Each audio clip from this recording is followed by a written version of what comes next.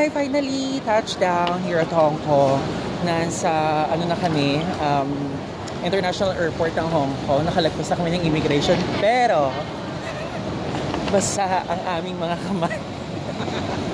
Super God, grabe! Ayun, ito ang kwento. Dinala na naman kami sa opisina. Muntik na naman ma-offload. Buti na lang, every time nalalabas ako talaga na ibang bansa, laging legal lahat. Legal ang papers, legal ang pag-stay, legal ang may back ticket, lahat legal. My God. Yes, kailangan dapat legal. Unang na-scan si Laika. Pag-scan sa kanya, kumuha ka agad ng papel.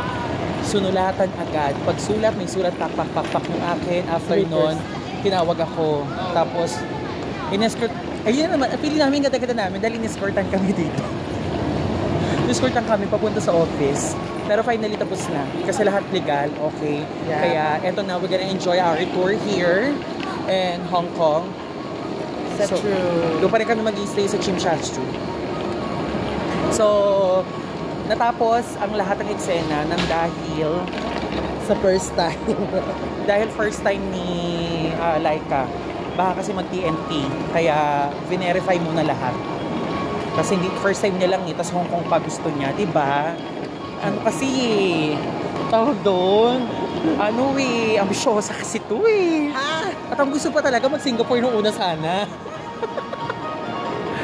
Yun lang.